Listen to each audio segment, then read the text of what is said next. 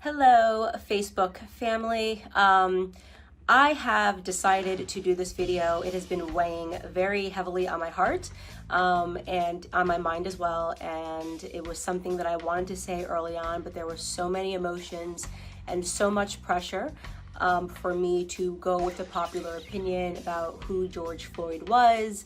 And sometimes it can be difficult when there are just so many external pressures to say what you believe. And this was an instance where I felt like my silence would have been better in the beginning, but the more that I think about it, I realize that we are being sold a lot of lies, and at the detriment to the Black community, at the detriment to the white community, and at the detriment to America as a whole. So I want to come out and say that I do not support George Floyd and the media depiction of him as a martyr for Black America. I'm going to explain why, and I hope that some of you guys will understand where I'm coming from. I have spent a considerable amount of time reading a lot of Black authors that I think are some of the most brilliant Black Americans breathing. Walter Williams, Shelby Steele, Thomas Sowell, and I recently came across something that was an idea that was planted into my head by Shelby Steele, and it has been something that I cannot forget. It is something that will stick with me for the rest of my life. And it is something that I hope for the Black Americans that are watching will stick with you for the rest of your life. Shelby Steele said that the Black community is unique from other communities. Our culture is unique from other communities because we are the only community that caters to the bottom denominator of our society. Now let me explain what that means. It means to say that not every Black American is a criminal, not every Black American is committing crimes, but we are unique in that we are the only people that fight and scream and demand support and justice for the people in our community that are up to no good. You would be hard pressed to find a Jewish person who has spent 5 stints in prison, who commits a crime and dies while committing a crime, and that the Jewish people champion and demand justice for. You will be hard pressed to find this in white America. You'll be hard pressed to find this even in Latino America. If there is a person that is spent multiple times in prison, you are not going to see a bunch of Latinos coming out demanding justice for this person, even if, and I want to be very clear, what I'm saying is not any defense for Derek Chauvin. I hope Derek Chauvin gets the justice that he deserves to be implemented upon him, and that the family of George Floyd deserves justice for the way that he died. But I also am not going to accept the narrative that this is the best the Black community has to offer. For whatever reason, it has become fashionable over the last 5 or 6 years for us to turn criminals into heroes overnight. And it is something that I find to be despicable, and it is something that I refuse to stand by any longer, and I am not going to play a part in it, no matter how much pressure comes from Black liberals and Black conservatives as some token of people wanting you to believe that this is the only way you can be Black, is you have to say this was wrong and that this person was amazing. I won't do that. George Floyd was not an amazing person, and as soon as this video hit the internet, I did just basic searches. Everyone jumped on it and was looking at the police officer, and everyone agrees that the police officer was wrong, and the police officer has been arrested. So that is not the reason I'm not discussing that, is because that is not something that has been misconstrued in the media. He has been turned into the devil that he is, and there is no reason for us to harp on that any longer, because white Americans are not uplifting Derek Chauvin as a victim or pretending that he's an amazing human being. But George Floyd is being uplifted as an amazing human being. For those of you who have not yet seen the clips and did not pursue or wait for more clips to come out, first and foremost, George Floyd at the time of his arrest was high on fentanyl, and he was high on methamphetamine. This came back in both of his autopsy reports. If you pursued the 911 transcript, you can see the person describing somebody who is out of their mind high, and which is what made the person fearful, because he tried to use a bill that I guess was a fake bill to purchase something, and then he was outside acting weird, and they in their police call said that this person was obviously distorted on drugs. When he is put into handcuffs and is put against the wall, a baggie of what looks to be like cocaine or it's white. It's a white baggie that he drops onto the floor that you can see in an image. If you look up the clip, the media is refusing to circulate it. You can find it on Twitter. If you use DuckDuckGo and look up George Floyd baggie, you can watch the clip yourself with your own eyes. He had drugs on him at the time of his arrest. Now, barring all of that, nobody thinks that he should have died during this arrest, but what I find despicable to be is that everyone is pretending that this man lived a heroic lifestyle when he didn't, and I want to talk about what his lifestyle was leading up to this moment and why I refuse to accept the narrative that this person is a martyr or should be lifted up in the Black community and that we should be buying t-shirts with his name on it, okay? So here we have, first and foremost, let's start from the bottom of his record. And by the way, I am not saying that if you have a record, you don't deserve a second chance. I think people get arrested and some people can serve time in prison. And I believe in second chances, but I do draw the line when it comes to second, third, fourth, fifth, sixth, seventh, eighth, and ninth chances. 1998, he spent 10 months in prison for theft with a firearm. That was the first prison stint that I could find on him. In 2002, he spent 8 months in prison for a cocaine offense. In 2004, just 2 years later, he spent another 10 months in prison for a cocaine offense. In 2005, he spent another 10 months in prison for having less than 1 gram of cocaine on him again. In 2007, and this was the biggest instant that I had that made me realize this was a horrible human being that I am not going to pretend was a good person. In 2005, a woman who was pregnant received a knock at the door, and she went to the door and the person pretended to be someone that worked for the water department. So she opened her door and quickly realized that the person at her door did not work for the water department and attempted to slam it. At the moment that she was attempting to slam it, a Ford pulled up and another 5 men jumped out of the car, and one of which was George Floyd, came up to the door and they forced their way inside to her home, inside of her home. Mind you, this woman is pregnant. At that point, George Floyd took out a gun and pressed it to her stomach. She was screaming, begging for her life, and he put her inside of her living room and instructed one of his criminal friends that was with him to watch her and to make sure she didn't leave the living room. So he was playing guard while they ransacked her home looking for drugs and money. They did not find drugs. They ended up taking, I believe, her wallet and her cell phone. Fortunately for her, her neighbor observed what was going on and caught the license plate of the people as they pulled off and called 911. And when 911 was able to, they were able to track down the car of which George Floyd was the driver, and they arrested him. And 2 years later, he was sentenced to 5 years in prison for that instance. Now, you can say the media is portraying it like he was just getting his life together after, being released in 2014 following that incident. He was just getting his life together and moved and was going to start afresh. I'd like to believe all of those things, and there's a gap, and he never got in trouble for 5 years until this incident when the police were called on him again. But you are defying common sense to believe that this person suddenly became an exemplary character but happened to be high on fentanyl and methamphetamine and trying to use a bill, a fake bill, to purchase something. And so in my opinion, George Floyd was a criminal. He was a criminal, and just because he was a criminal doesn't mean he deserved to die at the knee of a police officer, but it does mean that I am not going to play a part of the broken Black culture that always wants to martyr criminals, who wants to pretend they were these upstanding human beings that just wanted to help society, that just wanted to reach out and uplift society. And he has a rap sheet that is long, that is dangerous. He was an example of a violent criminal his entire life. Okay, up until the very last moment. Now, again, I want to be clear. This is not a defense for Derek Chauvin. No one that I have spoken to, no one in the news is defending Derek Chauvin. He is getting what he has coming to him. Okay, great.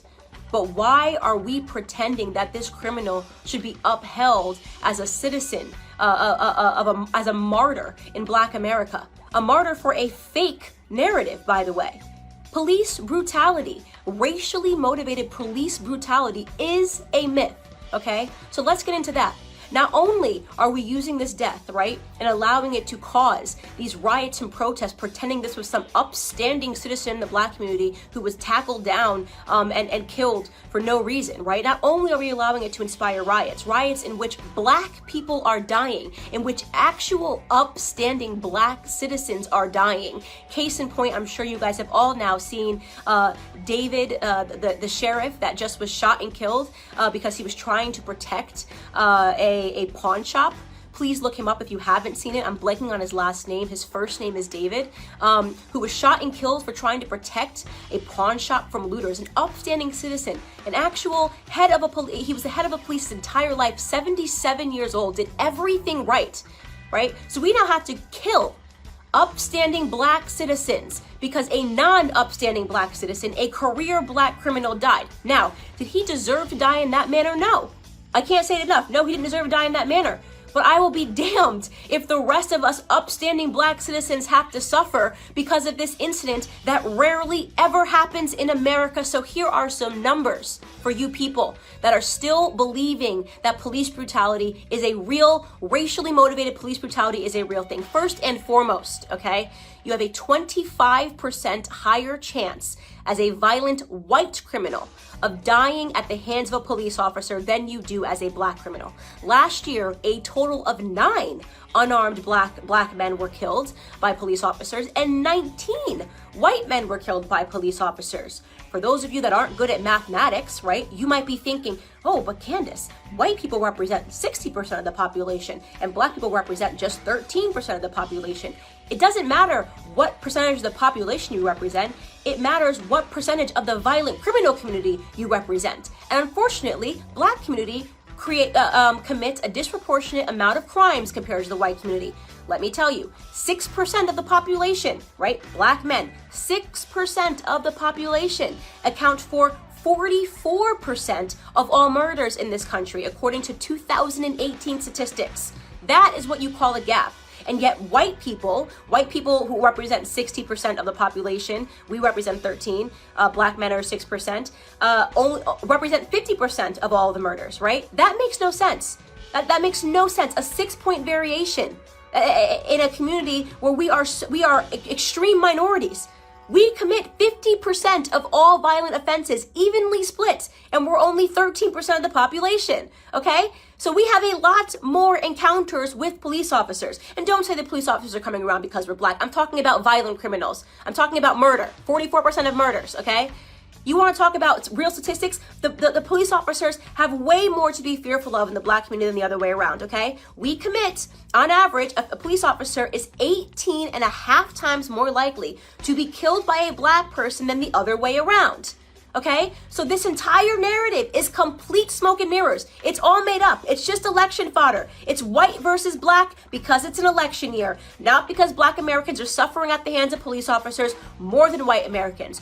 Do some police officers do the wrong thing? Yes. I don't think there's anybody in the world who has not encountered a police officer and thought this person is an absolute jerk who is power tripping, whether you are Black or white. We know they exist. And we know they're always going to exist, by the way, because they're human beings. And sometimes human beings suck. In fact, if you want to attack a community for accidental slayings or brutality, did you know that doctors accidentally kill 250,000 people every year because of mistakes? Do you know there's been doctors that have been arrested for being serial killers that just were killing people because they wanted to? Do we protest and boycott doctors? Do we assume all doctors are horrible human beings because some doctors are? Or do we realize that society is not perfectible? People suck in every profession. It is no excuse to paint society with a broad brush. It is certainly no excuse to accept a Democrat narrative, okay, that Black people are being disproportionately hunted down by police officers because of the color of their skin. You want to know the best way to avoid not being brutalized by a police officer is to limit the amount of encounters you need to have with them, especially when it comes to violent crimes, okay? I am not going to stand for this continual bottom-feeding narrative of us martyring people that have had 5, 6, 7 stints in prison and then pretending they were upstanding heroes to our community. It's bullshit. It's bullshit. Excuse my language. It's absolute bullshit, and I'm tired of it. I'm tired of having to play pretend. I'm tired of sitting here and being called a coon or an Uncle Tom because I won't play this bottom-feeding game with you. If you want to hang up posters of criminals on your wall and talk about them as your martyrs, do it. Do it. You can do it. Kobe Bryant was my idol, okay? I'll keep a photo of Kobe Bryant. You can keep one of George Floyd and pretend he was an upstanding human being that just once or twice put a gun across a pregnant woman's belly. Could you imagine that woman right now? That black woman, by the way, right? Watching everybody pretend this person was an upstanding human being who just at the age of 42 and 5 prison stints was going to get his life together. I mean, it's embarrassing. We are embarrassing in that regard, right? This is why we have a cycle and a toxic culture, because nobody wants to tell the truth in Black America. It's so easy to be a victim. It's so easy to ask white people to bow down and apologize and do all these things for us. It's crap. It's crap. It's a lie. It's a farce. Our biggest problem is us, okay? It's why we don't talk about it when black on black crime happens. It's why we don't talk about it when 40 black people are killed in one weekend during Memorial Weekend in Chicago. We don't want to talk about any of that stuff. We don't want to talk about Baltimore. We don't want to talk about New Jersey. We don't want to talk about any of these places where black people are being slaughtered by other blacks, because that would mean that we had to be personally accountable, right? That would mean personal responsibility. We don't do personal responsibility in our community. We don't do it. We blame white people, right? We only point a camera to white people when they do something, even though we do it at a way higher rate to ourselves, right? We celebrate our drug dealers. We're the only community, right, that would ever create hashtags to free people from prison because they committed crimes, like free Meek Mill, free this rapper, free this rapper. How hard is it to not spend multiple times in prison? How difficult is that? Is that too hard for us? Is that way too high of a mountain for us to scale, to do the right thing, to be upstanding citizens? That is the call to action that I have for Black America with Blexit. Like, why do we keep fulfilling this narrative? What do you think the perception of us, by the way, is on the outside? You ever look at the comments? You ever go into like an anonymous blog and see what people say? Oh, just black people being black people. I see those racist comments. Oh, just black people gotta riot. Black people gotta be black people. You know how they are. Oh, just black people being ignorant. That is the perception. When people get to be anonymous and talk about us, that's what they think about us, right? They think that we are the kind of people that will forever uphold criminals as the martyrs of our society, that we will never take account for the things that we do wrong, right? That we don't have it within us to educate ourselves to get ahead. And that for those of us that actually do it, well, we get called coons, right? You got Condoleezza Rice, she's a coon. Larry Elder, he's a coon. Dr. Ben Carson, brain surgeon, first ever to perform the surgery of splitting twins that are connected by the head. He's a coon, right? What a loser he is. What a stupid guy he is. Kanye West says he's not going to be told to do it because of the color of his skin. He's a coon. He's lost. He's in the sunken place. The sunken place. That's where we all are, right? Because we demand more and we will get more out of this society, because we're going to get ahead, right? That's what's going to happen. We're going to get ahead. Black conservatives get ahead because we don't subscribe to this narrative. Because you're not going to catch me outside trying to grab a TV pretending that it's because a martyr named George Floyd got killed. Okay? I'm a big believer that no matter what color you are, you do stupid things, you win stupid prizes. Okay? We have to do better. We have to teach our kids better, or we're not going to get ahead, right? Anyways, this is just a rant because I have been feeling super annoyed at these depictions in society. I have no apologies here to make. George Floyd is not my martyr. He can be yours. That's all I have to say to Black America.